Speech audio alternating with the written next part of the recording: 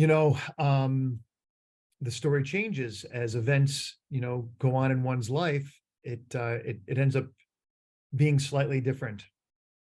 So I'm going to tell you about a story about my uncle and best friend who unfortunately died a month ago, 62 years old, who I would call my first coach. And what I'd love for you to listen for, what I'd love for you to listen for, what are the components you hear in the story that I've told hundreds of times, in scenarios in front of thousands and scenarios just to do to one-on-one with clients. And in reconciliation with my uncle, nothing really happened, but we just went our separate ways. He was like an older brother. And when we got back together, we were just like back in the saddle 4.5 years ago. And I told him the story that I've been telling for years. He's like, you're killing me, Ron. No way. I'm like, yeah, you did this to me. And thank you. And so I'm glad that I got to embarrass him in real life. And this will be for the afterlife, Uncle Mike. So so let me share the story. And we've all had that first coach, that first person who had these attributes, but this is my story. So I got out of high school and I was Mr. like 85 and a half, average, make mom and dad happy. But I love to talk, and if anybody knows me, you know me well enough to know Ron does enjoy talking. And I found, most times I'd be sitting in homeroom or even social studies, like just, holding court and talking to people and everything else. And teachers would be, Mr. Renaud, what? And in fact, I remember my fourth grade teacher. I told the story recently. He was my fourth grade teacher, and then he went to the junior high, and he was my reading teacher. I didn't know why that was a class in sixth grade, but it was. And I got up in the middle of class and started talking to somebody, and he goes, "Hey, who do you think you are, Mr. Rogers? And this is your neighborhood? Go sit down." So down I sat, and but more of the same would be happening for young Mr. Renaud.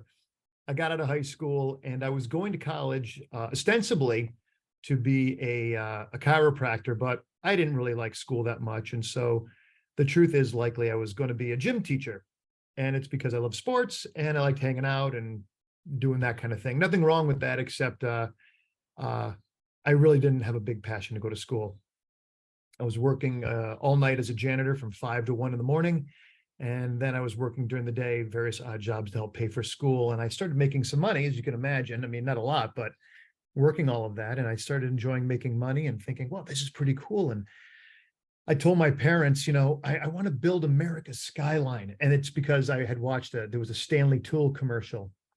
And it said, Stanley Tools, building America's skyline. So I grabbed the one-liner from Stanley, sold mom and dad on cheap labor. My dad had just gone into business, put everything he owned in hock, for a mortar mixer, a dump truck, and some tools. And off I went at $7 an hour, thinking I was going to be rich and have a log home and four-wheelers and all that. Then math, came and gave me some reality. But I started working, enjoying myself, being with the guys, and I started really learning a much more rigorous work ethic, talking fine, but when concrete is setting up or when other guys are waiting on you, you got to hustle. So that was great. But my intellectual diet of Howard Stern in the morning, Rush Limbaugh in the afternoon, and Beavis and Butthead at night deteriorated my my intellectual prowess and I don't even want to say my morality, but I just fell. I slipped, and I wasn't the sharpest tool in the shed. And my brother, who's older than me by about 4 years, called me on it. And he looked at me with such contempt and told me that I'm so stupid. And it was one of those moments where I, as a younger sibling, he penetrated me. This could also be about my brother as well, by the way. And I didn't fight him. I knew something wasn't right. It was around that same time that I started to visit my uncle at his tanning salon. Now, my uncle had gotten out of the Marines and ended up getting into business in the mid 80s in the tanning business. It was brand new. I mean, it was not a thing. So it was a big venture. And he put a lot of money into making something really special. And kind of circling to the end of the story, he was in business for 34 years until he passed, and his tanning salon was the longest continual operation tanning salon in America, which is kind of cool. But I'd go visit my uncle, who was the only non-blue collar guy in my family. And I started asking him questions, and what about this? And how do you do this? And, you know, where I grew up in upstate New York, Schenectady, General Electric was like the company. And the sort of the story is you go to work at the GE or the Alco, which was a locomotive plant, or the steel company, or maybe Alco was a steel company. There's a three big, and that's what you did. And you maybe you went to college, but you still ended up there anyway, and you were happy. And then you got your gold watch and you retired after 40 years. And so to break free of that, or being a tradesman of any kind, was a really, really big deal. And I would go there every day after work and talk. Oh, a customer would come in, I'd step aside and watch him say, oh, hello, welcome, blah, blah, blah, blah, blah. And he had these lines where each bed or each booth he had was named Oahu or Cayman or St. Thomas. And he'd be like, Patricia, you're off to Cayman. And it was just this warming thing. Oh, I'm off to Cayman. Let me get my cream on and get into bed. And man, the place was meticulous, and he ran an operation that people just wanted to be there. And you can't not observe his level of care, his concern, his another C, congeniality. Like he made an environment that people wanted to be there. And people would tell him his challenges, tell him what their victories were. They'd ask questions about things, because he was an EMT. He was into personal protection, like a bodyguard, like executive protection.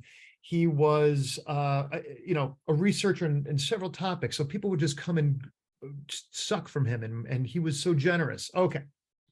Anyway, I'm watching all this going, well, this is not General Electric. This is not masonry. This is something else happening here.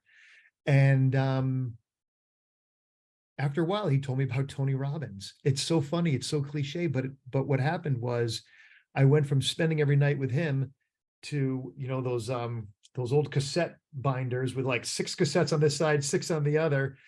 I started driving every single night in my pickup truck up and down the New York State Thruway, listening and listening and listening and listening. And I literally destroyed the tapes by listening to them so much. They started melting and not working. I'm like, oh, that tape is bad. That tape is bad. Well, it turns out the company, if the tapes melt or go bad, they replace. I bring them back to my uncle. He's like, don't worry about it. No big deal. And here's your new set. Great. And he listened to me as I started thinking about neurolinguistic programming. Now, there was no such thing as coaching at this time in the 1991, 92, 93. It just wasn't a thing. But I started thinking about it. I started doing some acting. I started doing some speaking. I started, working little bits and pieces with people in this NLP stuff. And I got done with a speech at one point in the mid 90s, I guess. And someone said, maybe late 90s, and they said, you're like a coach. And I was like, what are you talking about? And then I started doing some research, which ultimately led me to CTI in 1999. And head over heels, I found, just like, all y'all, right? Y'all were like, oh my gosh, I'm home, or this is it. This is what my purpose is. I've been doing the same thing, except it's more structured. That was my experience. And he and I went separate ways. Not, like I said, we didn't have a falling out, but we just kind of went off and did different things. And when I came back and he and I started connecting again, what I found was, and this is a huge thing that I think, I want to surround myself with people like this anyway, but, while I'm busy doing my work, I want to know that you've been doing yours. So if I see you in a year or 5 years, you're not still in the same conversation, having the same victim stuff going on, or the same challenges. It's like, how are you growing and becoming more? And how do we both meet at that place? Well, my uncle had grown in 100 different ways. And, when we reconnected, I mean, like I said, we just became best friends all over. He was like a big brother. He was always there when I was a kid, and here he was again. When I fell down, even as, in the last few years, he would say something like, that stinks, and he'd listen, and he'd go, that's okay. Tomorrow's coming. Tomorrow's a new day. I've got a couple notes here, things I wanted to not forget about him. His listening. if anybody, and y'all do know me, I can get going and I could go on a rip for 15 minutes without taking a breath, maybe one breath. And he would listen and listen attentively every step of the way. How many of us want to be better listeners in our lives with our clients, any of that stuff? And I mentioned that doing his own work, right? The man that I met there is not the man that already had stepped out in a big way to not be a blue collar guy, to throw tens and hundreds of thousands of dollars down and, put himself in a debt to create something really special. And unshakable faith. And to me, this is where this last bit is really where it all comes down. Is all I know is those that I spend my life with and that I work with, is I want them to know that no matter what, no matter how far they fall, no matter how hard the crash, one, I know that tomorrow's another day. You got this. And that, yeah, you did X, Y, Z. Yeah, of course, I get it. And you're capable of more, and you're capable of doing better, and you got this. And this call is a memorial. It's an appreciation. It's a celebration of my uncle for sure, and his impact on my life, because I wouldn't be here if it weren't for him. Not even a shot. Not even a shot. But it's a reminder for me, because I'm talking about these things, teaching, and it's an opportunity for me to be in a conversation with good people around these ideas, these principles, these observations, right? And how we can bring each of these things out more in ourselves for our clients, because which one of us doesn't need somebody who has absolute unshakable faith in us? I mean, we all need that. Someone who has perspective, Brittany, it's all right. Tomorrow's coming. I know you had too much dessert again, 3 nights in, I got it. And tomorrow's coming. You'll do better tomorrow. That was his line, actually. It was, you'll do better tomorrow. And what else did I have down here? I want to say, and the listening, to be witnessed and to be really heard in the good, the bad, and the ugly. Someone who celebrates, I think, I don't know if you guys know, but I charge a lot with my one-on-one coaching. And I would tell him, I just signed a client on, I'm getting this much money. I was doing better than him. He didn't care. He was like, that's outstanding. Great for you. How many people love it when you surpass them, do better than them? Right? That's what we've got to be with our clients. Like, wow, that's outstanding. Could listen, could hold it, and celebrate when I did better, when I was wounded, when I was sad, when I fell, and I would share everything with him. Some bad habits that I would fall into again and again. And it's like, yeah, he got it. And so, this is not any big formal lesson here, but like I said, something really personal. And I think a lot of reminders here for each of us to consider. And, I'm grateful for each of you to have had your attention and to share it with you. And now to actually get to have a little conversation about these, these important ideas. So anyway, my bride sent me, thank you very much. Oh, it was a direct message. Y'all didn't see it. So tell me what your guys' thoughts are, whether about Uncle Mike or, the principles in general. Thanks, Patricia. Or the ideas of the principles, and what your thoughts are about these things showing up in your coaching and how you see them in other people that have been coaches for you, whether formally or not. First, I want to say thank you so much for sharing. That was beautiful, touching in all many ways. So thanks for that. And I think that is beautiful how you honoring this memory right now. So thanks for that. It almost feels like difficult for me to just think about it right off the bat right now. I feel a bit touched with what you shared. I think I'm just going to take a minute. You know what? Thank you for that. And maybe, I think part of me would hold it as gratuitous, but the truth is my job as a coach and man in the world is to name what is and then to deal with it. So if you won't think it's gratuitous, maybe we'll just take 30 seconds and pause and everybody let's what I shared land. Okay. And I'll do the same. It'll be good for me to make a transition. And then we don't feel bad about debriefing it and, being mercenary about Uncle Mike's memory or his impact. So thank you. I'll just take a moment. Thanks. Mm.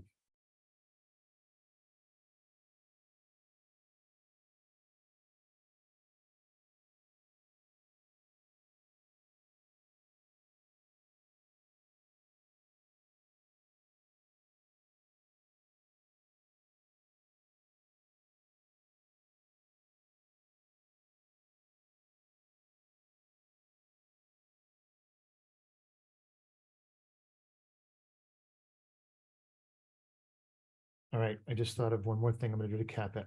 So he's on my phone. He's my, what do you call it? That screen where your stuff is. So there's Uncle Mike, me and Uncle Mike.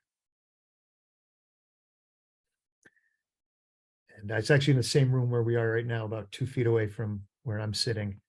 And yeah, I'll just say that he was true blue, and the guy that you'd call at 3 a.m. from Wyoming and say, I need help now. And one way or another, he'd get help there, or he'd show up. So, so I'll endeavor, I know for myself, to be just as faithful and loyal in my life. And with that, I'll take my deep breath and yeah, let's break it down and let's talk about what we're learning as coaches and as people in the world. There's a quote that is, attention is the most basic form of love. Mm. And in addition to my full-time job, I teach yoga. And when I start the yoga practice, I like to say, this is not a competition. Mm. And it's not even an exhibition. You're not trying to show yourself what's possible. You're just taking some time to be with yourself. And attention, this attention is the most basic form of love. And we're doing it right now, folks. Yeah. And it sounds like Uncle Mike was winning in that way. I love the way you say that. Yeah. No, I'm even thinking, it's funny. I remember, when you know somebody so well, you can just hear what they would say, in your mind. And, I know I would go on and he would do the same thing, but I'd go on and on and on. And I'd be like, I know I'm going on. He goes, no, but you're right. Because, and then, build, and no matter what you said, it's like, there's an easy way to segue and to create from. And I think about that as a coach. I mean, how often might our clients kind of spin off, and like our job is to track like the essential components or the themes or the whatever, and be like, yeah, you know what, Fred, yes, you got off track. You're a little bit all over the place, but what does that have to do with this? Because something is important in here, and no feel badge required ever. It's like, what do we now know? Okay. All right, let's tie this in. So that's a great quote. And yeah, reminding ourselves that it's not none of this is a competition. Yeah. Yeah. What else? Yeah, I also just wanted to say thank you for sharing this special person in your life with us and allowing us to learn from him and the person that he was. What's standing out to me right now is just how he would show up just in life, kind of with that coaching sense, or just with that true like listening and unconditional love and like care for the people in his life. And I think that's something that as coaches we obviously can do with clients, but just as a human in the world, to just try and bring that to any person, any interaction, the people in our lives as well. Yeah, so that's standing out to me. And also the amount of probably inner work I would imagine that he also did to be able to be that kind of person in the world, have that unshakable faith, that listening, those things, maybe we're born with some of those qualities more, but it's also something that he must have cultivated within himself. And so that's really inspiring to see as well. I'm going to tell you another story that I didn't intend on sharing. He had, like I said, he and I never had any issues, and he was like um so he just turned 62. I'm 50. So he was 12 years older than me and 13 years younger than my father.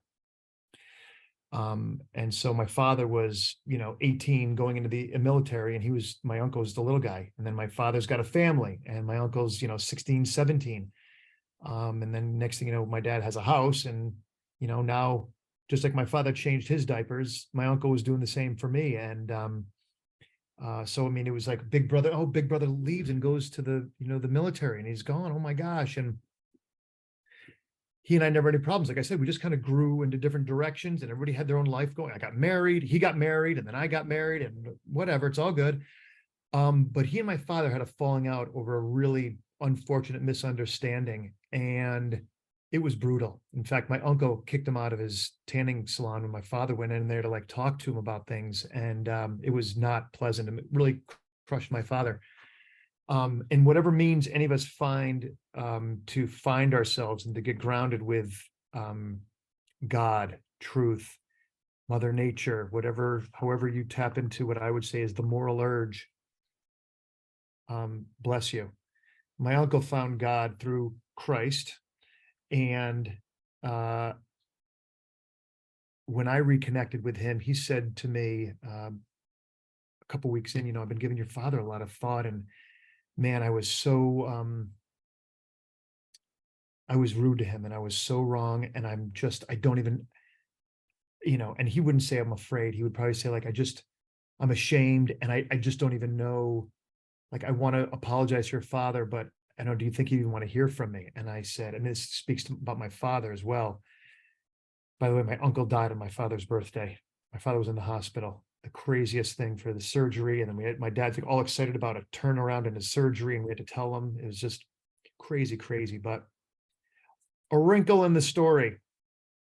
But 4 years ago, more than 4 years ago, I kept telling my uncle, like, look, my dad will just be so excited to see you. He will forgive you like this. Yesterday, he would forgive you.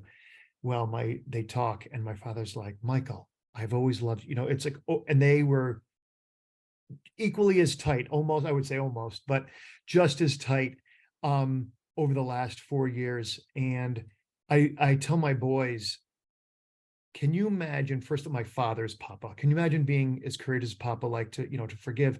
But can you imagine being so strong like Uncle Mike, to know that you did something wrong, and to get the courage, Brittany, to your point, to do the work and go, you know what? I was so out of line, so wrong, so disrespectful. I want to clean things up, and I'm willing to do whatever, I'm willing to say these words and to act into the man I want to be, to get the respect and the forgiveness from this man that I respect. To do that, forget about it. And yeah, so you bet he did his work. I mean, there are not a lot of people out there that are willing to, after 20 years, say, I was wrong. There's nothing for you to apologize for. That was me. So yeah, a ton of courage. Yeah. All It's right. beautiful.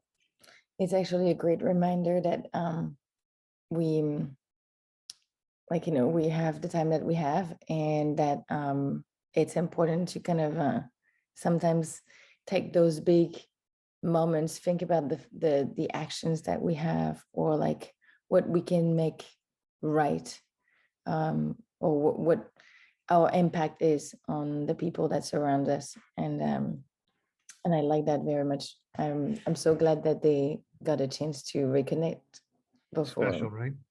Yeah, absolutely. It's so crucial. I feel like, yeah, especially family is just very important. Yeah. Elaine, listening to you talk too, it reminds me of, each of you have spent at least a few hours with me. And, I'm a big fan of say it like it is. Just say it, say the words. And then if we're pointing in the same direction, the two of us can figure this out. That's our job as coaches, is to say that weird thing, to say oh, I think I blanked out. Oh, I think I didn't even hear what you just said for the last 30 seconds. It's like, to say the weird, the awkward, the hard thing, and have enough self-respect, enough, I guess, a connection to yourself, enough courage to do that, and then just stand. It's like, wow, what does that do for you? What does it do for your client's level of trust, the relationship? So, yeah, Uncle Mike did it again. Good job, Uncle Mike. Yeah. I'm glad, Helene, that you said the word impact, because that's the word that's been swirling around in my mind for the last few minutes, is this word impact. And not, we don't always know where that impact is going to lead. And I'm personally feeling incredibly grateful for Uncle Mike right now, because he had such an impact on you, Ron, and you've had an incredible impact on my life. I would not be in this room without having met you. And I'm in a little bit different circumstances than the rest here. I haven't been able to get to, CTI yet, but I got to meet Ron in different circumstances. And I was feeling really trapped in the path that I was on. And meeting you had such a huge impact and opened up an entirely different world, and, helped me fall in love with coaching. And it's just, it's been an amazing influence on my life, and have taken a whole different direction. And so it's just, now I'm thinking about, then what kind of impact can we as coaches have on these people, not even knowing what impact they're going to have on someone else. And it's just this amazing chain reaction that can happen. Yeah. Yeah, that's great, Kara.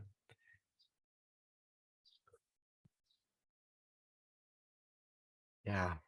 Yeah, thank you so much for sharing, Ron. The big thing that came up for me is you talked about the transition in your life that happened as a result of having someone that believed in you. Yeah. That saw that bigger thing that you were capable of and held that no matter what. Yeah. And a lot of people don't have that. And I think growing up, my parents were incredibly supportive, but they wanted to tell me the box that I needed to fit into, not allow me to explore it. So it was only much later on in life that things really opened up. So I feel like I'm a late bloomer, a couple of decades behind most people in that, but yeah, I think it's so important for anyone to have someone in their life that believes in what they're truly capable of. Because self-belief can only get you so far if it's not validated by anyone else. And if no one else creates the space for it to even grow. It's like having a seed, but never actually putting it in in the right nurturing soil. It's never gonna, the self-belief can't really grow without creating the space for it. So yeah, as coaches, what's our job is to, create that space or help train our clients, about the coaching space and form it with our clients so that, yeah, they can come. And I often loosely use the term oasis, create an oasis so that in the middle of the day, no matter what, your client can cry, yell, stamp their feet, do whatever, and find themselves and then live that out. That's pretty special. So yeah, let's I don't mean this as a throwaway, but let's endeavor to realize that we're creating the space all the time and everywhere, with the lady at the checkout or the guy at the gas station or the whatever. It's like none of these are throwaways. One of my boys was really upset with somebody. We were on FaceTime and he was driving and somebody cut him off and he's like, starts yelling and he's like speeding up and slowing down. And I'm like, what are you doing? I said, relax. I said, he goes, he's speeding up at me. He just gave me the finger. I said, great. Do 55 miles an hour, get in the right-hand lane. Let him blow some gaskets. Let him do whatever. You don't need, who knows what this guy, if this guy's brother just died, you don't know if his dog's in the, in the back seat with having a stroke or something. Let's just add to the piece and create that space wherever we find ourselves.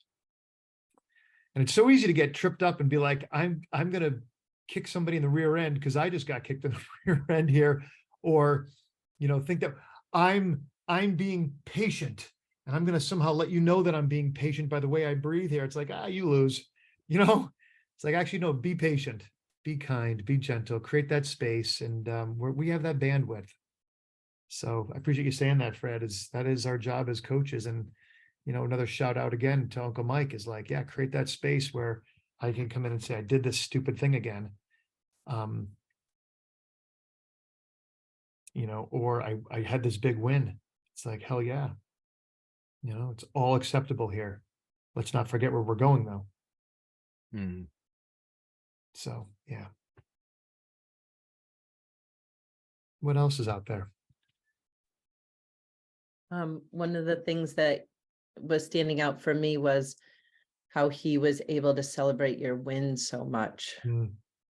And maybe when you surpassed him or on one level or whatever level it was, that's one of the things that I found about the CTI coaching was that maybe in my friend circle, if I had something happen like, oh, my bank book was hacked or my this, like I had everyone's undivided attention. But if I was like, oh, I won the lottery, they're like, oh, what time is it? Like they wanted, not that they wanted me to fail or that it was like conscious or anything that was going on for them.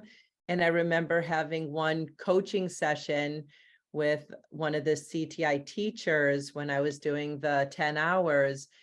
And she said, do you want to say, something you're celebrating? And I was like, actually, I just want to spend the whole hour saying what I'm celebrating. And she was really? I was like, yeah, I'm celebrating so much. And I don't always feel like I have a container for that, for all of this celebrating. Like it might almost be too much for people around me or, people that aren't celebrating on this level all the time. So, not to forget those spaces that, yes, we need a space to cry and a space for the pain and a space, but there often isn't a lot of space where someone wants to hear, hey, wow.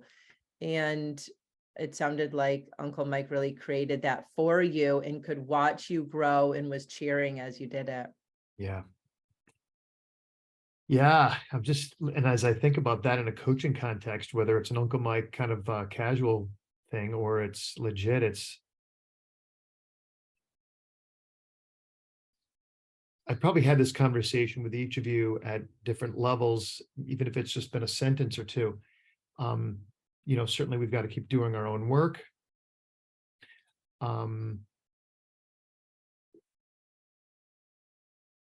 But we have to work on, and I am going to do a workshop at some point on coaching, developing your own coaching philosophy, which is really a life philosophy, and then how to apply it to coaching. But being able to celebrate is a huge part and a huge thing that we have got to be able to teach our clients. Teach. Well, aren't you neutral? You're not neutral. You're gay, you're straight, you're black, you're white, you're rich, you're poor, you live on the East Coast, West Coast, you live in Europe, your demographic, all this stuff crafts who you are. And that's why they want to work with Brittany versus Ron versus Kara. And so just be fully you, fully authentic, and then let me choose you or not choose you. That's that.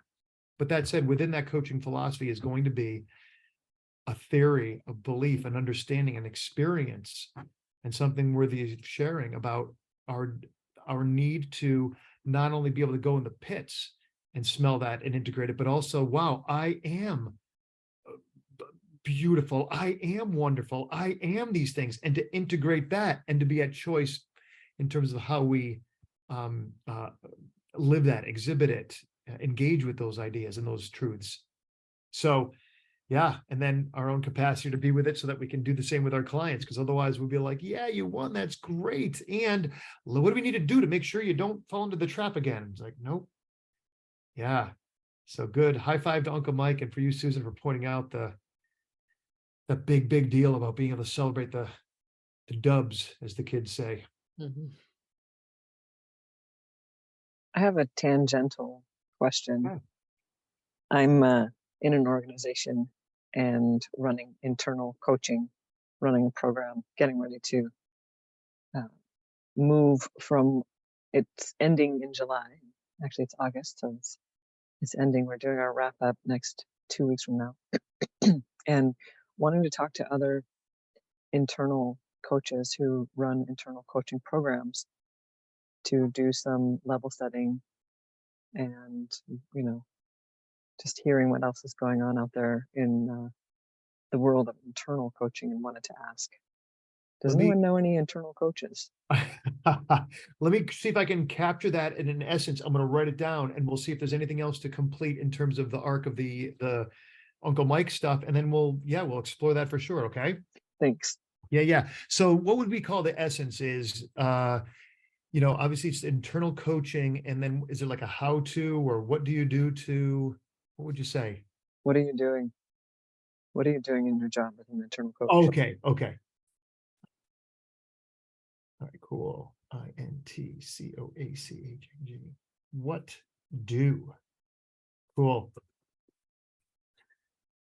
All right. What else do we want to say about Uncle Mike and his virtues and what we can learn as coaches and all that jazz? I have kind of a question. So you were talking about how, he was really wonderful at like holding the space for you to just be where you are, falling into habits or whatnot, but then also that aspect of like, but you'll do better tomorrow. So I'm curious for the group, or specifically for you, Ron, like how you hold kind of those two aspects in your personal life, and then as a coach, how to like kind of balance those two. It's the you'll do better tomorrow, and what's the other side? And just like listening and like holding the person where they're at. When I was preparing to share these things with you guys, to me, the listening is it's sort of the glue, right? Because if you're not really present, if you're not witnessing, if you're not really present, if my attention really isn't there, you're saying that something else is more important, more sacred than you and your time. So that to me seems like I love metaphors, but like if you've got like stone in a jar, it's like that's the water that goes and touches everything and binds it all together. That's the thing that has to be there. I would love to, if we can play with add a third component in there and play with that in your question, which is, how do you dance with, we'll keep the listening in there, but it's okay, tomorrow's another day, with here's the standard. You didn't hold the standard. You didn't do what you said you were going to do. It's like, but it's okay. But it's not okay. Like that, how do we do that? Mm-hmm. And I'll throw us back now onto your back into the listening thing, is because you've got to be listening. So, I'm going to tell you, I don't know if it was you, Patricia. One of you said something that had me, Ellen, I think it was you. I'm not going to remember now. The more that we embody these skills, these ways of being, the more that a lot of the people that we've lived with and known are going to say like, is that coaching thing? Are you doing the coaching? And it's like, no, I'm just getting to be a better listener. And the language, that's why I'm always a big fan of like real people talk, because we have seen the power of articulating what's going on, or witnessing, or acknowledgement.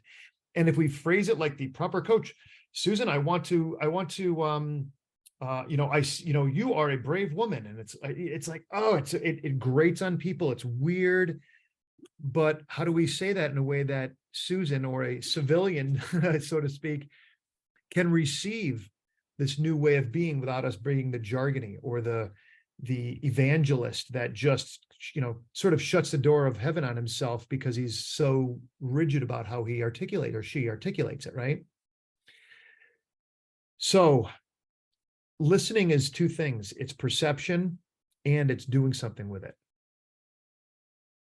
So, Brittany, Uncle Mike, if I'll think of something as, I eat well, I just do. But I have gone on rips, and it's so funny. I didn't even think about it. I've eaten some form of dessert, even if it's like yogurt with peanut butter and granola, like, which is like the least worst thing, but it's like, I had that last night and like, I didn't want it, but I'm like, I'm doing it. And it's like, what is going on with me that I'm feeling?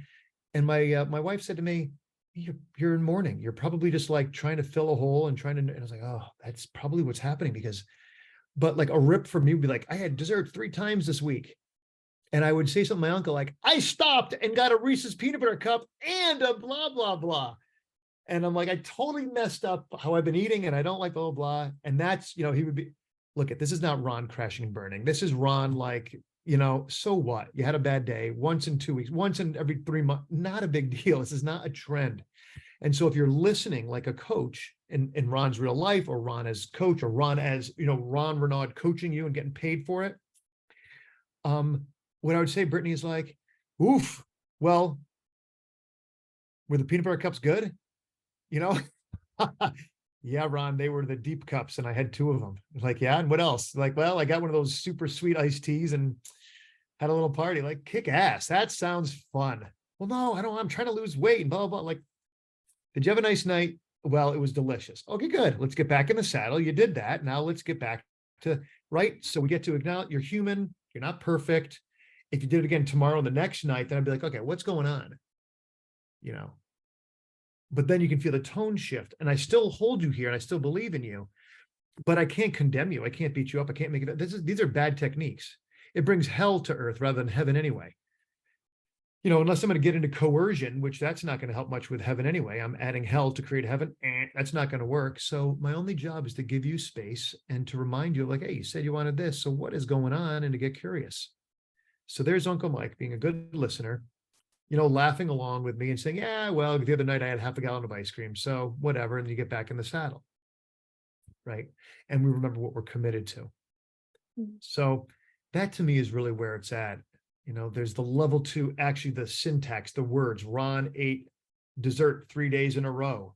This is not what you said, Ron. What's going on? And then there's the, you know, Ron had peanut butter cups and crappy Arnold Palmer, whatever iced tea thing. It's like, yeah, I get it. You wanted to stay awake, but probably could have chosen something better. We laugh about it and we move on. And can't you see that with your own clients? You know? Totally. Yeah. And it sounded like he would provide perspective too, being like, you actually don't do this all the time. So yeah. Yeah. Or that level 1 for the perspective. sake of the 2 and 3. Hey, I crashed and burned the other night too. Or guess what? I've been eating so damn well. And you know what? And his thing was, you know, you eat X, Y, Z in this order, but you've got, if you're going to eat sugar, if you're going to eat junk, that's got to be the last thing. You've got to get the other stuff in and processing. And then your body at night or at the last meal, you can, you know, it can handle it far better than if you at 9 or 10 in the morning, you're having donuts and, you know, sugary stuff. But yeah. And he'd be like, yeah, you know, he's like, you know, I don't even know. A couple months ago, he probably had like, you know, half gallon of ice cream with 6 cookies on it. I mean, you may not be able to tell in that picture, but he was ripped, buff. All he did was tons of push-ups and dips and pull-ups. And you would do them weighted and you would do them like 30 sets. I'll tell you the day before he died at just after midnight. I could go find his book right now. He did 600 dips, 600 dips, 600. And he said, feeling great. And you know what? If you work out that much, if you eat that well, you can eat a half gallon of ice cream with a few cookies on it once in a blue moon and know that not how you want to be. And for me, I love this. I did this with the client recently. Actually, I did it with my Uncle Mike. I don't share much of my personal stuff in my coaching at all, but to use the level 1 to connect with somebody and give them permission, you know, to be human and get us back on track is great. So for him to go, I had a half dozen ice, you know, bubble ice cream with a half dozen cookies on it the other day. And you're like, oh, all right, I'm not alone. I'm not a goof. I'm not a sinner. You know, I'm just a guy who's just doing the best he can. And all right, we'll do better tomorrow. So isn't that great? Yeah. So how do we do that with our clients? Ron, I like that you say that, like, you know, listening is perception and doing something with it. Yeah. The coach in me, while you were talking, noticed a lot of like a lot of things, right? Like, and I felt like I wanted to ask you kind of like, when our clients in coaching are not doing what they say they will, there's always a reason. And it's not necessarily a bad thing. There's like something to figure out, right? And you were just saying, and there's probably a lot of processing that still need to be done. And that's probably, a default thing that, make you feel great. And like the thing that I would want to ask you right now is what do you like about it, right? What did you like about doing it, about having that dessert, or You that can totally do that. And I want you to know, Ellen, even when you just made your observation, and I'm going to get it a little bit wrong, so help me out here. What you just said is, you're still, again, this is your philosophy. And I would say it's normal. It's like, it's not a stretch at all. It's just, hey, Ron, it makes sense. Your best friend, your uncle, your big brother died. Yeah. So of course you're going to probably get a little weak in one way or another, and it's manifesting in eating some, kind of junky food. Even if you made no other observation except for, boy, that's kind of natural and normal, and did nothing else with it, with like, what are you getting out of that? Or what do you feel? Or what, just the observation alone would just, it gives me permission. I don't have to feel bad. It's okay. Now I'm mindful. Now maybe tonight I go, you know what? I don't want to do this again. I love my uncle. He's gone.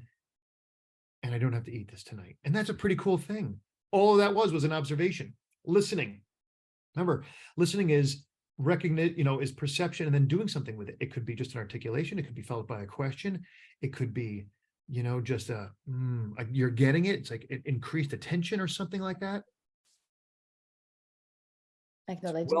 Well done. And I want you guys all to see how simple it could be. Go ahead, Ellen, one more time. What were you saying?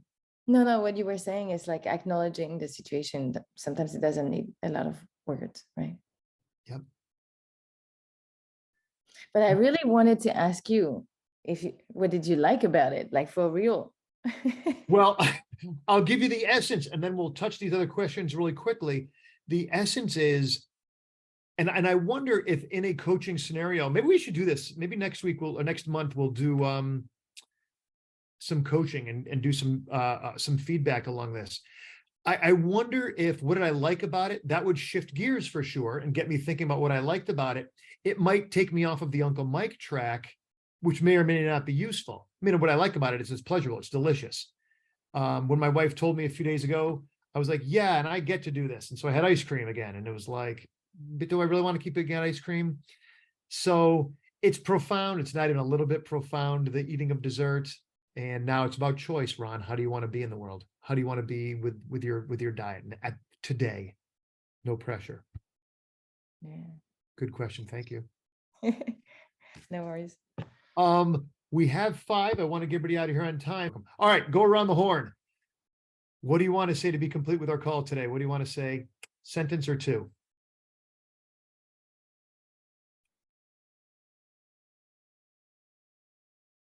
Just thank you for sharing. Mm. Yeah, it can sense how important that relationship has been for you. And as Cara said, how the ripple effects carry on. Yeah, be the ripple effect, brother.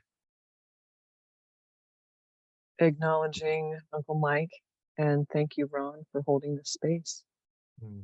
You're welcome. Back at you and y'all. Thank you. Attention is a form of love. So good. Yeah, so good. Thanks, Patricia. The most basic form. I just want to say thank you as well. And I feel like Uncle Mike was here for you today. So we got to know a little bit of him. Amen. Yeah. Also, thanks for your vulnerability and just for sharing this really special person with us to be inspired by. Thanks, Brittany.